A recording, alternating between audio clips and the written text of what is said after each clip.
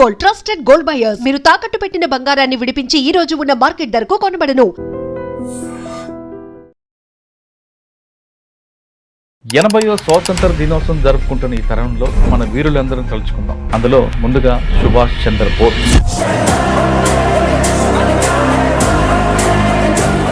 సుభాష్ చంద్రబోస్ గారు విమాన ప్రమాదంలో చనిపోయారు కొంతమంది అంటారు.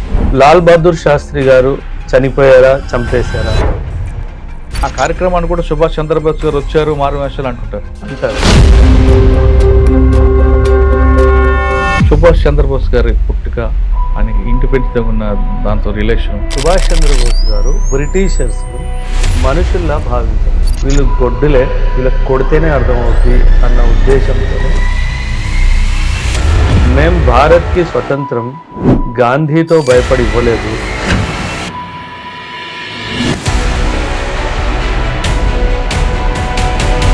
మనకు స్వతంత్రము గాంధీ తాత ఇచ్చింది కాదు. అసలు ప్రమాదమా కాదండి? ఆయన ఉన్న ఫ్లైట్ యాక్సిడెంట్ ఎందుకు? చాలా క్వశ్చన్ మార్క్స్ ఉన్నాయి. యాక్సిడెంట్ అనుకోవాలా, కాన్స్పిరసీ ఉందనుకో? 100% కాన్స్పిరసీ. అది యాక్సిడెంట్ కాదు. Most established, most accepted fact ఏంటి అంటే విమాన ప్రమాదంలో ఆయన మరణించారు. అది ఫ్యాక్ట్.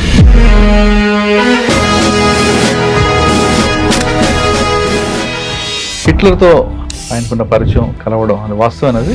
నీకు స్వతంత్రం వచ్చిన తర్వాత నా దగ్గరికి వస్తావా అని అడిగితే ఖచ్చితంగా వస్తాను. ఆయన సిద్ధాంతం ఏంటంటే you have to give me blood, I will give you independence. ఆయన చెప్పిన స్టేట్మెంట్. ఇండిపెండెన్స్ డే వేడుకలకి గాంధీ గారు హాజరు కాలేదన్నది వాస్తవం. 100% సార్. ఆయన యాక్చువల్లీ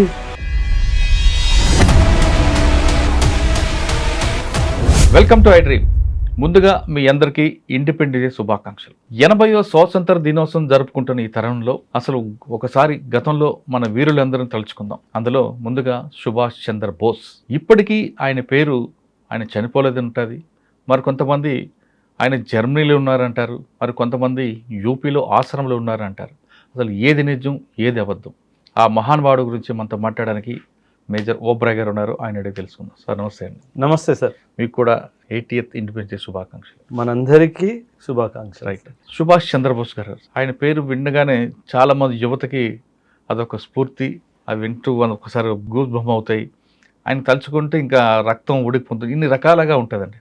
అంటే ఇన్ని సంవత్సరాలు జరిగిన తర్వాత కూడా ఆయన మన గుండెల్లో ఉన్నారంటే ఆయన చేసిన కార్యక్రమం అటువంటిది. అవును.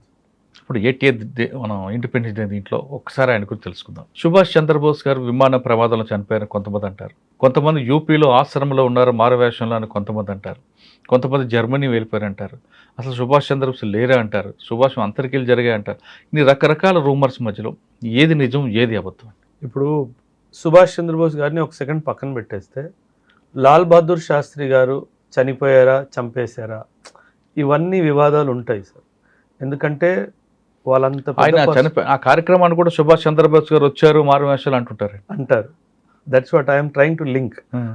సార్, పెద్ద వ్యక్తులు ఎవరైతే చాలా కాంట్రిబ్యూషన్ చేస్తారో ఒక నేషన్ మేకింగ్లో, వాళ్ళు చనిపోయినప్పుడు ఇలాంటి వివాదాలు రావడము సామాన్యం సార్. కానీ most established, most accepted fact ఏంటి అంటే విమాన ప్రమాదంలో ఆయన మరణించారు అన్నది. అది ఫ్యాక్ట్. జపాన్ నుంచి ఆయన బయలుదేరుతున్నప్పుడు విమానం ఇదైంది అని చెప్పేసి. అంటే ప్రమాదమా? ఇది మనం చర్చించాల్సిన విషయం. జపాన్ అండ్ అమెరికా వాళ్ళు రెండు వరల్డ్ వార్ II తర్వాత ఫ్రెండ్లీ కంట్రీస్. మనకు స్వతంత్రం వచ్చింది 1947లో, కానీ ఈ ప్రమాదం జరిగింది వరల్డ్ వార్ II తర్వాత. సో మనం ఒక విషయం గుర్తించాల్సింది ఏంటంటే ఇందులో జపాన్ చెయ్యుందా, ఇందులో అమెరికా చెయ్యుందా, ఈ విషయాన్ని మనం పరిశీలించాల్సిన అవసరం ఉంది. ఖచ్చితంగా లార్జ్ స్కోపేజ్ అమెరికా చెయ్యి ఉండే అవకాశం ఉంది. ఎందుకంటే అమెరికా దీనికన్నా ముందు కానీ దీనికన్నా తర్వాత కూడా ఇలాంటివి చేసింది, ఇండియాతోనే చేసింది. సో ఖచ్చితంగా ఈ యొక్క డైమెన్షన్లో మనం చూస్తే కనుక ఒక అంశం, మనం దీని మీద ఒక ఏమంటారు వార్ గేమింగ్ చేస్తే కనుక ఈ అంశం బయటకు వచ్చే అవకాశం ఉంది. అండ్ సుభాష్ చంద్రబోస్ గారంటే మీరు అన్నట్టుగా మన దేశానికి, యువతకి అందులో ముఖ్యంగా చాలా ఇష్టం. ఎందుకంటే గాంధీ గారు చెప్పిన సిద్ధాంతాలు కాకుండా ఆయన కొంచెం వ్యతిరేకంగా ఆయన అప్రోచ్ తీసుకున్నారు. ఆ ఇండియన్ నేషనల్ ఆర్మీ ఫార్మేషన్ కానివ్వండి, హిట్లర్ని వెళ్ళి కలవడం కానివ్వండి, హిట్లర్ని కన్విన్స్ చేసి ఆర్మీ నాకు ఇవ్వు, మీ ఆర్మీని ఆయుధాలని వాడి నా దేశానికి నేను స్వాతంత్రం తెచ్చుకుంటాను అన్న విషయము, జర్మన్ నుంచి జపాన్ వరకు ఆయన చేసిన ప్రయాణము, జపాన్లో ఉండి ఇండియన్ నేషనల్ ఆర్మీని స్థాపించిన ఇండియన్ నేషనల్ ఆర్మీని బ్రిటిష్ ఆర్మీ పైకి తీసుకురావడము, ఇవన్నీ ఆయన చేసిన ఇది sir. British prime minister Clement Atlee sir, అప్పట్లో మనకి స్వతంత్రం వచ్చినప్పుడు British prime minister Clement Atlee ఆయన ఇచ్చిన ఒక official statement, it is a recorded statement. ఈ రికార్డెడ్ స్టేట్మెంట్ ఏమంటుందంటే, మేము భారత్కి స్వతంత్రం గాంధీతో భయపడి ఇవ్వలేదు, సుభాష్ చంద్రబోస్కి భయపడి ఇచ్చాము అని అన్నాడు. అంటే మనకు స్వతంత్రము గాంధీ తాత ఇచ్చింది కాదు, సుభాష్ చంద్రబోస్ ఇచ్చింది అని చాలా స్పష్టంగా తేలిపోయింది సార్. ఎందుకంటే మనం ఒక విషయం గుర్తించాలి, గమనించాల్సిన విషయం కూడా ఉంది సార్. బ్రిటిష్ ఇండియన్ ఆర్మీలో వాళ్ళ స్ట్రెంగ్త్ సార్, ఒక్కసారి మీరు అక్కడ వెళ్ళే ముందు సుభాష్ చంద్రబోస్ గారి పుట్టుక, ఆయనకి ఇండిపెండెంట్గా ఉన్న దాంతో రిలేషన్ బ్రీఫ్గా చెప్పండి. అంటే సార్ ఆయన లైఫ్ అంతా ఎలా నడిచింది అంటే సార్, కొందరు కొన్ని సిద్ధాంతాలని పట్టుకొని నడుస్తారు సార్. గాంధీ గారు నాన్ వైలెన్స్ని పట్టుకొని నడిచారు. ఈయన రెవల్యూషనరీ అప్రోచ్ స్టార్టింగ్ నుంచి ఈయనకుంది సార్. మన దేశ చరిత్ర చూసుకుంటే భగత్ సింగ్ గారిది కూడా revolutionary approach sir. So Bhagat Singh లాంటి ఒక వ్యక్తిత్వం ఈయనది. ఎందుకంటే సార్ మనకు తెలుగులో ఒక సామెత ఉంది సార్, మనిషికో మాట గొడ్డుకో దెబ్బ అని. సో సుభాష్ చంద్రబోస్ గారు బ్రిటిషర్స్ని మనుషుల్లా భావించలేదు. వీళ్ళు గొడ్డులే, వీళ్ళకి కొడితేనే అర్థమవుద్ది అన్న ఉద్దేశంతోనే ఆయన రెవల్యూషనరీ పాత్ అంతా తీసుకోవడం జరిగింది సార్. ఎందుకంటే మనం ఎన్నిసార్లు non cooperation, peaceful agitations, civil disobedience movement ఇవన్నీ చేస్తున్నా సరే మనకి బ్రిటిష్ వాడు దాన్ని గుర్తించలేదు సార్. ఇన్ఫ్యాక్ట్ సెకండ్ వరల్డ్ వార్లో మన ఇండియన్ ట్రూప్స్ని తీసుకెళ్లడం కూడా సుభాష్ చంద్రబోస్ గారికి నచ్చలేదు. ఎందుకంటే మన సోల్జర్స్ని వాడి బ్రిటిష్ వాడు ప్రపంచ యుద్ధాలు గెలుస్తున్నాడు, మనకేం వస్తుంది దాంతో అనేది. సో ఇవన్నీ డైమెన్షన్స్ మనం తీసుకుంటే early phase in the political career నుంచి ఆయన తీసుకున్న పాత్ ఒక రెవల్యూషనరీ పాతే సార్. ఆయన నాన్ వైలెంట్ అప్రోచ్ ఎప్పుడూ తీసుకోలేదు సార్. ఎందుకంటే ఆయన సిద్ధాంతం ఏంటంటే, you have to give me blood, I will give you independence. ఆయన చెప్పిన statement sir, you give me blood, I will give you independence. అంటే నువ్వు మరణానికి సిద్ధమైన రోజు నీకు ఇండిపెండెన్స్ వస్తుంది అని ఆయన భావించాడు. గాంధీ గారు ఎగ్జాక్ట్లీ ఆపోజిట్. ఆయన నాన్ వైలెంట్ అప్రోచ్ అని, సత్యాగ్రహం అంతే, సత్యాగ్రహం అంతే సార్. కానీ అంటే గాంధీ గారు రోల్ లేదు అని చెప్పడానికి కూడా లేదు సార్. ఎందుకంటే గాంధీ గారు మన ఫ్రీడమ్ స్ట్రగుల్ని ఒక మాస్ మూమెంట్ లాగా కన్వర్ట్ చేయడంలో ఆయన చాలా కాంట్రిబ్యూషన్ అందులో ఉంది సార్. అది కూడా మనం గుర్తించాలి. కాకపోతే దాంతోనే మనకి స్వాతంత్రం రాలేదు. కాకపోతే సుభాష్ చంద్రబోస్ గారు ఇండియన్ నేషనల్ ఆర్మీ స్థాపించిన తర్వాత, ఐ వాజ్ టెలింగ్ యూ కదా, బ్రిటిష్ ఇండియన్ ఆర్మీలో 25 లక్షల మంది సోల్జర్స్ సార్. ఆ 25 లక్షలలో 25,000 మాత్రమే బ్రిటిష్ సోల్జర్స్. అంటే 25,000 మంది 25 లక్షల సోల్జర్స్ని కంట్రోల్ చేశారు, కోట్ల జనాభాని కూడా కంట్రోల్ చేశారు. ఎప్పుడైతే ఆ బ్రిటిష్ ఇండియన్ ఆర్మీలో రివోల్ట్ స్టార్ట్ అయిపోయిందో బ్రిటిషర్కి అర్థమైపోయింది, ఇంకా నేను ఈ దేశంలో ఉండలేను. ఇది 1945-46 వరకు వాళ్ళకి అర్థం కాలేదు. అందుకే సరే ఇప్పుడు చరిత్రలో మనం హిస్టరీ బుక్స్ చదువుకున్న తర్వాత కూడాను 1942 క్విట్ ఇండియా మూమెంట్ అని చదువుతాం. 42 తర్వాత 47 దగ్గర ఏ మేజర్ థింగ్ జరగలేదు. సో ఏ మేజర్ జరగకపోయినా 47లోనే ఎందుకు ఇండిపెండెన్స్ వచ్చింది అంటే సార్, వీళ్ళు కంట్రోల్ చేసే ఖడ్గమే ఆర్మీ సార్. ఆ ఆర్మీలోనే ఒక చిల్లు వచ్చేసింది. సో వీళ్ళకి అర్థమైపోయింది, ఇంకా మనం ఇండియాని కంట్రోల్ చేయలేము, మనం వెళ్ళిపోతేనే మర్యాదపూర్వకంగా వెళ్ళిపోతాము, లేకపోతే మన శవాలే లేస్తాయనే క్లారిటీ బ్రిటిషర్స్ వరకు వచ్చేసింది. సో అందుకే 1947లో బ్రిటిష్ వాడు పోవడం జరిగింది. సో ఇది మనం ఖచ్చితంగా గమనించాలి. అండ్ ఈ ప్రెషర్ క్రియేట్ చేసింది మరెవరో కాదు, అది సుభాష్ చంద్రబోస్. సో మనం చెప్పనక్కర్లేదు సార్, ఇది బ్రిటిష్ వాడు ఒప్పుకున్నాడు. సో మనం దాన్ని సందేహించాల్సిన అవసరము లేదు, మనకు అధికారం రెండూ లేదు. ఓకే. హిట్లర్తో ఆయనకున్న పరిచయం కలవడం అది వాస్తవం అది. అది 100% సార్. జర్మనీలో కూడా రికార్డెడ్ హిస్టరీ ఉంది that is a man from India called Subhash Chandra Bose met Hitler. And Hitler కూడా ఆయన కలిసిన తర్వాత sir, Hitler is a ultra nationalist person. Hitler కూడా అంటే నా దేశం అన్న వ్యక్తి సార్. వెన్ తను సుభాష్ చంద్ర బోస్ని కలిసినప్పుడు ఇలాంటి వాడు ఉంటే ఏ యుద్ధమైనా గెలిచేయచ్చు అని చెప్పేసి హిట్లర్ కనిపించింది. ఇన్ఫ్యాక్ట్ హిట్లర్ సుభాష్ చంద్ర బోస్ని అడిగాడు కూడా సార్, నీకు స్వతంత్రం వచ్చిన తర్వాత నా దగ్గరకు వస్తావా అని అడిగితే ఖచ్చితంగా వస్తాను అన్నాడు. అదేంటి, స్వతంత్రం వచ్చిన తర్వాత నువ్వు పరిపాలిస్తాను అని అనుకోవాలి కదా, నువ్వు ఇక్కడికి వచ్చేస్తా అంటున్నావు ఏంటి అని అంటే ఆయన ఒక మాట అంటాడు సార్, సుభాష్ చంద్రబోస్, నేను పరిపాలించాలని చెప్పి పోరాడట్లేదు, నాకు స్వతంత్రం కావాలని చెప్పి పోరాడుతున్నాను. నువ్వు నాకు సహాయం చేయి, నా దేశానికి స్వతంత్రం వచ్చాక తిరిగి నీ దగ్గరికి వచ్చి నీ కాళ్ళ దగ్గర పడుంటానని చెప్పాడు. అంటే వ్యక్తిగతంగా చూడండి, దేశం అంటే ఎంత ప్రేమ, తనకి రాజకీయంలో అసలు ఇంట్రెస్ట్ లేదు. నా దేశానికి స్వతంత్రం రావాలి, అలాంటి మనస్తత్వం ఉంది, అలాంటి ఆలోచన ఉంది సార్. ఈ రోజు స్వార్థం లేదండి, నిస్వార్థమే కదా సార్. అది దేశం కూడా కోసం చనిపోవడానికి సార్. హిట్లర్ని ఎప్పుడు వెళ్ళాడు కలవడానికి? వరల్డ్ వార్ జరుగుతున్నప్పుడు వెళ్ళాడు. వరల్డ్ వార్ జరుగుతుంది ఒకవైపు, హిట్లర్కి వెళ్ళి కలిస్తే ఏమవుద్ది? చంపేయబడతావుగా. అండ్ అక్కడ జర్మనీ నుంచి సీక్రెట్ షిప్లో జపాన్కి వెళ్ళాడు సార్. అంటే యాజ్ ఎ సివిలియన్, అన్ట్రైన్డ్ సివిలియన్గా ఆయన ట్రావెల్ చేయడమే గొప్ప. అండ్ ఇందులో సబ్మరీన్లో పోయాడు సార్. అది చూడండి, ఆ డేరింగ్ చూడండి. అంటే దేశం కోసం ఏ రిస్క్ అయినా తీసుకోవడానికి సిద్ధంగా ఉన్నాడు. దేశం కోసం. ఆయనకి ప్రైమ్ మినిస్టర్ అవ్వాలని కోరిక లేదు, హోమ్ మినిస్టర్ అవ్వాలని కోరిక లేదు, డిఫెన్స్ మినిస్టర్ అవ్వాలని కోరిక లేదు. ఒకే కోరిక, నా దేశానికి స్వతంత్రం కావాలి. నేను పిఎం అవ్వాలని కోరుకున్న వాళ్ళు ఉన్నారు, మనం పేర్లు తీసుకొని వస్తాం. నాకు పిఎంఏ కావాలి, నాకు సీఎంఏ కావాలి, నాకు హోమ్ మినిస్ట్రీయే కావాలి. ఇండిపెండెన్స్ వచ్చిన తర్వాత ఇది అడిగిన వాళ్ళు కూడా ఉన్నారు, మనందరికీ తెలుసు. కనిపిస్తుంటారు. కానీ ఆయన ఎంత నిస్వార్థంగా పనిచేశాడు సార్. అలాంటి వాళ్ళు కదా మన దేశానికి జాతిపిత అవ్వాల్సింది.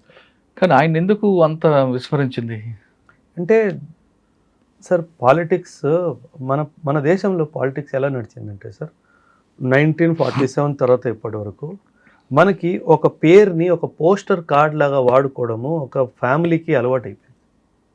గాంధీ ఈ పేరు మనం వాడుకుంటే ఈ దేశాన్ని 100 సంవత్సరాలు, 200 సంవత్సరాలు, 500 సంవత్సరాలు పరిపాలించవచ్చు. సో మనం ఈ పేరు తీసేసుకున్నాం. ఆయన చెప్పిన ఏ సిద్ధాంతాన్ని పాటించొద్దు, ఆయన పేరు మాత్రం తీసేసుకున్నాం. సో దానివల్ల ఈ దేశానికి చాలా నష్టం కూడా జరిగింది సార్.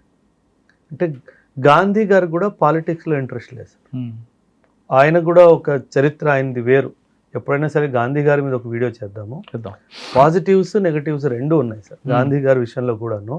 ఈరోజు చాలామంది ఆయన్ని క్రిటికల్గా అనాలిసిస్ చేస్తారు, అందులో కూడా తప్పు లేదు. But at the same time ఆయన కాంట్రిబ్యూషన్ కూడా చాలా పెద్దది సార్. ఎందుకంటే మన స్వాతంత్ర పోరాటం ఏదైతే ఉందో సార్, దాన్ని ఒక నాన్ వైలెంట్ ట్రాక్లో తీసుకెళ్లడంలో ఆయన చాలా పెద్ద పాత్ర వహించాడు. అంటే ఈరోజు కూడా మన దేశంలో అంటే ఓర్పు, సహనం అనే ఒక కల్చర్ ఉంది అంటే అది ఆయన ఇచ్చిన మనకి పెట్టుబడి సార్. మీరు చైనా గురించి మాట్లాడితే చైనీస్ రెవల్యూషన్ అంటారు సార్, రష్యా గురించి మాట్లాడితే రష్యన్ రెవల్యూషన్ అంటారు సార్, జపాన్ గురించి మాట్లాడితే జాపనీస్ రెవల్యూషన్ అంటారు, అమెరికా గురించి మాట్లాడితే అమెరికన్ వార్ ఆఫ్ ఇండిపెండెన్స్ అంటారు, వార్ ఆఫ్ ఇండిపెండెన్స్ అంటారు. అంటే ప్రతి ఒక్క దేశము యుద్ధం చేసి పుట్టింది, కానీ నా దేశము సంఘర్షణ చేసి పుట్టింది. సో అందుకే మన డిఎన్ఏలో, మన జీన్స్లో ఒక నాన్ వైలెన్స్, ఓర్పు, సహనం అనేది న్యాచురల్గా వచ్చేసి సార్. అందుకే మనం ప్రశాంతంగా ఉంటాం. ఇప్పుడు మీరు దేశంలో, ఈ ప్రపంచంలో వరల్డ్ మ్యాప్ ముందు పెట్టుకోండి సార్, ఎక్కడ ప్రశాంతత ఉంది సార్? మందే కనిపిస్తుంది. ఎందుకంటే మనం ఆ వాల్యూ సిస్టమ్కి వాల్యూ ఇచ్చాం కాబట్టే అది మన దగ్గర కనిపిస్తుంది సార్. గొడవలు ఉన్నాయి, కానీ ఈ గొడవలన్నీ పొలిటికల్గా సృష్టించినాయా, నిజంగానే సమాజంలో వచ్చినాయా మనమే గుర్తు చేసుకోవాలి. ఇప్పుడు మీరే ఉన్నారు సార్, ఇటువైపు వేరే మతానికి చెందిన వాళ్ళు ఎల్లుండొచ్చు, ఇటువైపు వేరే మతానికి చెందిన వాళ్ళు ఎల్లుండొచ్చు. మీరు ఎప్పుడైనా గొడవ పెట్టుకున్నారా సార్? ఉండదు. అంటే మన డిఎన్ఏలోనే కలిసిమెలిసి ఉండాలి అని ఉంది సార్. కానీ ఆ కలిసిమెలిసి ఉండాలి అనే కాన్సెప్ట్ని పాడు చేసిందే బ్రిటిష్ వాడు. ఎందుకంటే వాడికి అర్థమైపోయింది వీళ్ళని డివైడ్ చేస్తే కానీ నేను రూల్ అంటే చేయను. విభజించు పాలించు సిద్ధాంతం కదండి. సార్ పాకిస్తాన్ ఎప్పుడు పుట్టింది? 1947లో పుట్టింది కదా. కానీ నన్ను అడిగితే 1905లోనే పుట్టేసింది అంట. ఎప్పుడైతే వీళ్ళు బెంగాల్ని 2 ముక్కలు చేశారో ఆ రోజు వీళ్ళు చెప్పేశారు ఫ్యూచర్లో ఈ దేశాన్ని నేను 2 ముక్కలు చేస్తాను అనేసి. వీళ్ళంతా ట్రయల్ చేస్తారు సార్, టెస్ట్ బెడ్ లాగా వాడుకుంటారు. 1905లో బెంగాల్ని 2 ముక్కలు చేశారు, 1911లో మళ్ళీ కలిపేశారు. 6 సంవత్సరాలు ట్రయల్ చేశారు ఈ దేశాన్ని 2 ముక్కలు చేస్తే ఏమవుద్ది అనేసి. 1905లో బెంగాల్ని 2 ముక్కలు చేశారు, ముస్లిం లీగ్ 1907లో పుట్టింది. చూడండి ఎంత గేమ్ ప్లాన్ ఆడి వీళ్ళు మన మీద చేస్తే కానీ చేయరు. ఎందుకంటే వీళ్ళకి ఆ బుద్ధే అంతే సార్. అదే సార్, మనం ఒకసారి మళ్ళా బోస్ గారి దగ్గరికి వెళ్దాం. ఇండిపెండెన్స్ వచ్చింది తర్వాత జరిగిన ఏ కార్యక్రమంలో కూడా ఆయనకు అధికారంగా కనబడడం కానీ, మిగతా నాయకులు కనబడినట్లుగా కనబడిపోవడం, కొంతకాలం అజ్ఞాతం వెళ్ళడం, లాల్ బహదూర్ శాస్త్రి గారు చనిపోయినప్పుడు అంత్యక్రియకు వచ్చారని, ఇవన్నీ రూమర్స్ లేదు నిజంగా జరిగిందంటారా? Mostly రూమర్సే sir. ఎందుకంటే లేదా మారవేషంలో వచ్చారు అంటారు సార్. ఇన్ఫ్యాక్ట్ కొన్ని ఫొటోస్ కూడా ఉన్నాయి సార్. ఆయన ఇటలీలో కనిపించారు, కాన్ఫరెన్స్లో బ్యాక్గ్రౌండ్లో ఆయన లాగా కనిపించే ఒక మనిషి నిల్చొని ఉన్నాడు, అన్ని అబ్జర్వ్ చేస్తూ యూపీలో ఆశ్రమంలో ఉన్నారు, కొంతమంది యూపీ ఆశ్రమంలో ఉన్నారు అని అంటారు సార్. కొంతమంది చనిపోయినా సరే వాళ్ళు చాలామంది హృదయంలో వాళ్ళు బ్రతుకుంటారు. సో వాళ్ళలాగా కనిపించే మనుషుల్ని కూడా ఆయనే అని అనుకోవడం ఒక డైమెన్షన్. ఆర్ లేదా ప్రభుత్వం ద్వారా కూడాను ఆయన్ని మర్చిపోవద్దు అనే ఉద్దేశంతో ఒక్కొక్కసారి అంటే ఆ వ్యక్తుల్ని చనిపోవడం అనేది వార్త జీర్ణించుకోలేక ఆ విధంగా అయి ఉండొచ్చు సార్, అయి ఉండొచ్చు. అసలు ప్రమాదమా కాదండి? ఏంటి సార్ జపాన్ ఫ్లైట్ ఫ్లైట్ లేదు కదా సార్, 100% అది జరిగింది. అండ్ అదే సార్, మళ్ళీ you have to go back to recorded history sir. మనం గాల్లో మాట్లాడడానికి లేదు సార్. అవును, ఏదైతే మన ప్రభుత్వం హిస్టరీ బుక్స్లో రికార్డ్ చేసిందో ఆయన ఇలా మరణించారు, we have to accept that fact. కానీ ఏముందండి దాని వెనక కారణం ఏంటి? Flight accident. సో ఆయన ఉన్న ఫ్లైట్ యాక్సిడెంట్ ఎందుకైంది, ఆ టైంలోనే ఫ్లైట్ యాక్సిడెంట్ ఎందుకైంది, ఇండియాలో ఆల్రెడీ ప్రభుత్వంలో ఉన్న వాళ్ళు ఏమైనా చేయించారా, వామ్మో వీడు బ్రతుకున్నంత వరకు మనకి ప్రాబ్లమే ఉంటుంది అని. సో చాలా క్వశ్చన్ మార్క్స్ ఉన్నాయి సార్. అంటే యాక్సిడెంట్ అనుకోవాలా, కాన్స్పిరసీ ఉందనుకో? 100% కాన్స్పిరసీ సార్. అది యాక్సిడెంట్ కాదు, 100% కాన్స్పిరసీ. ఎందుకంటే సార్ సాధారణంగా మిలిటరీ ఎయిర్క్రాఫ్ట్స్ని చాలా హై స్టాండర్డ్స్తో మెయింటైన్ చేస్తారు. ఆయన ఎందుకు ఎక్కారండి ఆ రోజు, ఎక్కడికి రావాలని? ట్రావెలింగ్ అంటే సార్ వీళ్ళు ఎక్కడికి వెళ్తున్నారు, ఎప్పుడు వెళ్తున్నారు, ఎవరిని కలవడానికి వెళ్తున్నారు, ఉద్దేశం ఏంటి, ఇదంతా కాన్ఫిడెన్షియల్గా సార్. అంటే because he is not a prime minister of a nation that I'm going to visit Australia అలా లేదు కదా సార్. అప్పుడు పరిస్థితులు అలా లేవు కాబట్టి డాక్యుమెంటెడ్ హిస్టరీ ఏమి చెప్పదు దాని గురించి, because it is highly confidential. ఇప్పుడు ప్రశ్న ఏమొస్తుంది, నువ్వు జపాన్ విమానంలో ఏం చేస్తున్నావు అని వస్తుంది. ఇక్కడ బ్రిటిష్ వాళ్ళు ఆయన ఏం డిక్లేర్ చేశారు, అరే బాబు మాకు ఈయన ఇండియాలో ప్రాబ్లం క్రియేట్ చేస్తున్నాడు, ఇండియా నుంచి తప్పించుకుంటూ తిరుగుతున్నాడు అని అంటారు. సో ఆ బ్యాక్గ్రౌండ్లో ఆయన ఇండియా నుంచి తప్పించుకుంటూ తిరుగుతున్నాడు అన్నప్పుడు ఆయన అన్నీ ఏమన్నా ప్రెస్ రిపోర్ట్ ఇస్తాడా నేను ఇక్కడి నుంచి ఇక్కడికి వెళ్తున్నాను? సో అది ఇవ్వడం జరగదు. సో అది ఆయన ఎక్కడికి వెళ్తున్నాడు, ఏం వెళ్తున్నాడు, అదంతా హైలీ కాన్ఫిడెన్షియల్.